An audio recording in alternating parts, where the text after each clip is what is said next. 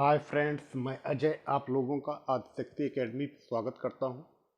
Friends, जैसा हम लोगों का समुद्र विज्ञान चल रहा था तो उसके अंतर्गत हम लोगों ने 3 वीडियो लेक्चर कंप्लीट कर लिए थे। तो जिन लोगों ने पिछले वीडियो नहीं देखा है वो हमारी प्लेलिस्ट समुद्र विज्ञान के अंतर्गत पिछले वीडियो को देख सकते हैं। तो फ्रेंड्स, वीडियो शुरू करने से पहले प्लीज़ आप लोग एक बार लाइक, सब्सक्राइब एंड शेयर कर दें। फर्स्ट आज की वीडियो लेक्चर का जो हमारा चैप्टर है वो महासागरीय निक्षेप। तो हम लोग महासागरीय निक्षेप के बारे में समझते हैं। महासागरीय नितल पर निक्षेपित असंगठित पदार्थों को महासागरीय निक्षेप कहा जाता है। नॉर्मल जो महासागरीय निक्षेप का अर्थ है कि महासागरीय नितल पर निक्षेपित असंगठित पदार्थों का जो है वो महासागरीय निक्षेप कहा जाता है। और स्रोतों के आधार पर इन निक्षेपों को निम्नलिखित वर्गों में विभाजित किया जाता है। फर्स्ट है भूमिज पदार्थ या स्थलीय पदार्थ। भूमिज पदार्थ या स्थलीय पदार्थ में महासागर में निक्षेपित भूमिज पदार्थों को कणों के आकार के आधार पर निम्नलिखित वर्गों में विभाजित किया जाता है। महासागरों में निक्षेपित भूमिज पदार्थों को कणों के आकार के आधार पर निम्नलिखित भागों में विभाजित किया जाता है। तो कौन कौन से हैं प्रकार हम लोग देखते हैं और उसका व्यास, प्रकार और व्यास। फर्स्ट प्रकार जो है पहला बजरी। बजरी का जो साइज होती है उसका व्यास जो है 2 पॉइंट से 256 mm तक। दूसरा है सिल्ट। सिल्ट का 1/32 से 1/256 mm की साइज होती है। बालू का 1 से 1/16 mm। क्ले का 1/512 से 1/8 यानी 192 mm तक। और पंख का 108 से 192 यानी भूमिगत पदार्थ जो है वो स्थलीय पदार्थ, मतलब उनका जो कणों के आधार पर विभाजित किया गया है। फर्स्ट बजरी, दूसरा बालू, तीसरा सिल्ट, चौथा क्ले और पांचवा पंख। यानी भूमिगत पदार्थों को 5 प्रकार में विभाजित किया जाता है: बजरी, बालू, सिल्ट, क्ले और पंख। मरे ने पंख को 3 प्रकार में विभाजित किया है। मरे एक साइंटिस्ट थे, उन्होंने पंख को 3 प्रकार में विभाजित किया है। नीला पंख, इसका निर्माण लोहे के सल्फाइड तथा जैविक तत्वों से युक्त चट्टानों के विघटन से प्राप्त पदार्थों के द्वारा होता है। अन्य दोनों प्रकार के पंख की तुलना में यह अधिक क्षेत्र में पाया जाता है, यानी नीला पंख जो है वो सबसे अधिक क्षेत्र में पाया जाता है। दूसरा है लाल पंख। लोहे के ऑक्साइड के कारण इसका रंग जो है वो लाल होता है। तीसरा है हरा पंख। इसमें पोटेशियम सिल्ट एवं आयरन सिल्ट की प्रधानता होती है, जिसे ग्लूकोनाइट भी कहा जाता है। यानी मरे के अनुसार पंख को 3 भागों में विभाजित किया गया: नीला पंख, लाल पंख और हरा पंख। नीला पंख जो है सर्वाधिक क्षेत्र में पाया जाता है और लाल पंख का निर्माण जो है लोहे के ऑक्साइड के कारण हुआ है। और हरा पंख में इसमें पोटेशियम सिलिकेट एवं आयरन सिलिकेट की प्रधानता होती है। नेक्स्ट है ज्वालामुखी पदार्थ के आधार पर यह 2 स्रोतों से प्राप्त होता है। फर्स्ट है स्थल खंड पर होने वाले ज्वालामुखी उद्गार से, और दूसरा है महासागर में होने वाले ज्वालामुखी उद्गार से। इसका रंग जो है वो भूरा एवं काला होता है। और जैविक पदार्थ इसके अंतर्गत सागरीय जीवों की चूना प्रधान एवं सिलिका प्रधान अवशेषों को सम्मिलित किया जाता है। जैविक पदार्थ में इसके अंतर्गत सागरीय जीवों के चूना प्रधान एवं सिलिका प्रधान अवशेषों को सम्मिलित किया जाता है। नेक्स्ट हम लोग ये फिगर देखते हैं महासागरीय निक्षेप। महासागरीय निक्षेप में एक भूमिज निक्षेप, दूसरा है गहन सागरीय निक्षेप या पेलॉजिक निक्षेप। भूमिज निक्षेप को 5 भागों में विभाजित किया गया, बजरी, बालू, सिल्ट, क्ले, पंख, और पंख को 3 भागों में, नीला पंख, लाल पंख और हरा पंख। अब गहन सागरीय निक्षेप जो होते हैं उसमें 2 होते हैं, एक जैविक निक्षेप, दूसरा अजैविक निक्षेप। जैविक निक्षेप में एक चूना प्रधान, दूसरा सिलिका प्रधान। चूना प्रधान को 2 भागों में, गोलो विजेरिना उज और टेरोपॉड उज, और सिलिका प्रधान को 2 भागों में, डाइटम उज और रेडियोलेरियन उज।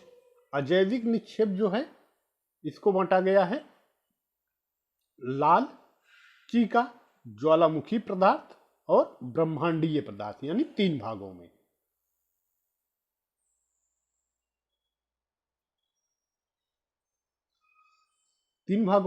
नेक्स्ट है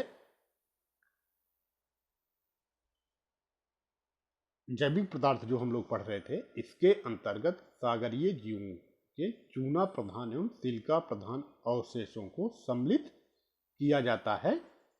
इसे 2 वर्गों में विभाजित किया जाता है। जैविक पदार्थ हम लोगों ने देखा अभी फिगर में, उसको 2 भागों में विभाजित किया गया है। तो नैरेटिक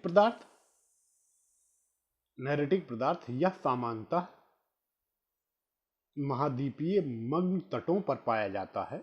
इसके ऊपर भूमिक पदार्थों का आवरण पाया जाता है। इसके अंतर्गत सागरीय जीवों के अस्थिपंजर एवं वनस्पतियों के अन्य अपघटित अवशेषों को सम्मिलित किया जाता है। दूसरा है जैविक पदार्थ में पेलोजिक पदार्थ में इसके अंतर्गत गहन सागर में निक्षेप वनस्पतियां एवं समुद्री जीवों के अवशेष सम्मिलित किए जाते हैं, जो यांत्रिक एवं रासायनिक क्रियाओं द्वारा कीचड़ में परिवर्तित हो चुके हैं। इसे उज भी कहा जाता है। नेक्स्ट है उज के प्रकार जो है चूना प्रधान उज। चूने की अधिकता के कारण उज जो है शीघ्र ही घुल जाते हैं, अतः ये पदार्थ अपेक्षाकृत कम गहराई पर पाए जाते हैं। प्रमुख जीवों के आधार पर चूना प्रधान उज को पुनः 2 उपभागों में विभाजित किया जाता है। टेरेपॉड उज में इसमें चूने की मात्रा जो है वो 80% होती है। यह अधिकतम 2000 फैदम की गहराई तक जाती है। इसका निर्माण जो है वो टेरोपॉड नामक मोलस्का द्वारा होता है। दूसरा है ग्लोविजेरिना उज में इसका निर्माण जो है मुख्यतः ग्लोविजेरिना नामक फोरामेनिफेरा जव के द्वारा होता है। यह 2000 फैदम से 4000 फैदम के बीच, फैदम यानी 1 मीटर 2 मीटर में 1 फैदम यानी 4000 से 8000 मीटर के बीच पाया जाता है। इसका निक्षेप मुख्य रूप से निम्न अक्षांशों में पाया जाता है, यानी टेरेपॉड उज और ग्लोविजेरिना उज जो है ये ज्यादातर निम्न अक्षांशों में पाया जाता है। बी है सिलिका प्रधान उज। दूसरा जो है सिलिका प्रधान उज जो है कम घुलनशील होने के कारण यह अधिक गहराई वाले भागों में भी पाया जाता है। इसको पुनः 2 उप विभागों में विभाजित किया जाता है। फर्स्ट है रेडियोलेरिना उज में इसका निर्माण जो है वो रेडियोलेरिना नामक जीव के अवशेषों द्वारा होता है, जो एक प्रोटोजोआ जीव है। साथ ही इसमें फोरामेनिफेरा वर्ग के जीवों के अवशेष भी मौजूद रहते हैं। यह उज जो है 2000 से 5000 फैदम की गहराई तक पाया जाता है। दूसरा है डाइटम उज। इसका निर्माण जो है अत्यंत सूक्ष्म पौधों द्वारा होता है। पेलाजिक निक्षेप संपूर्ण महासागर के 75% भाग में फैला हुआ है। इसका प्रमुख अवयव निम्नलिखित है। अब हम लोग देखते हैं पेलाजिक निक्षेप के अवयव और प्रतिशत क्षेत्रफल। फर्स्ट है लाल चीका का क्षेत्रफल जो है वो 36.1% है। ग्लोबिजेरिना उच्च का 29.2% है। डाइटम उच्च का 6.4 है। रेडियोलिना उच्च का 3.4 है। एटेरोपॉड का 0.4 है। अब हम लोग देखेंगे अजैविक निक्षेप। चौथा, अजैविक निक्षेप जब तापमान की वृद्धि या कार्बन डाइऑक्साइड की मात्रा में कमी होने के कारण वायुमंडल में परिवर्तित होता है। जब तापमान की वृद्धि या कार्बन डाइऑक्साइड की मात्रा में कमी होने के कारण वायुमंडल में परिवर्तन होता है तो ठोस पदार्थ जो है पृथ्वी की सतह पर गिरते हैं एवं महासागरों में निक्षेपित हो जाते हैं। अजैविक पदार्थ का निर्माण तब होता है जब तापमान में वृद्धि या कार्बन डाई की मात्रा में कमी होने के कारण वायुमंडल में परिवर्तन होता है और ठोस पदार्थ जो है पृथ्वी की सतह पर गिरते हैं एवं महासागरों में निक्षेपित हो जाते हैं। इसमें डोलोमाइट, सिलिका, लोहा, मैग्नीज ऑक्साइड फॉस्फेट, बेराराइट्स आदि खनिज एवं तत्व प्रमुख हैं। पांचवा है लाल चीका। लाल चीका यह सर्वाधिक विस्तृत क्षेत्रों में पाया जाने वाला पेलाजिक निक्षेप है। लाल चीका जो है सर्वाधिक विस्तृत क्षेत्रों में पाया जाने वाला पेलाजिक निक्षेप है। नेक्स्ट इसके बारे में, इसमें मुख्यतः एल्यूमिनियम के हाइड्रेट, सिलिकेट एवं लोहे के ऑक्साइड की प्रधानता होती है। फ्रेंड्स, यह चैप्टर हम लोगों का आज यहीं पे कंप्लीट होता है। नेक्स्ट अगला चैप्टर हम लोगों का तरंग और ज्वार भाटा होगा, जो हम लोग अगले वीडियो में पढ़ेंगे। महासागरीय निक्षेप का चैप्टर यहीं पे कंप्लीट होता है। फ्रेंड्स, अगर आप लोगों को वीडियो अच्छा लगा हो तो please like, subscribe and share. Okay, thank you so much.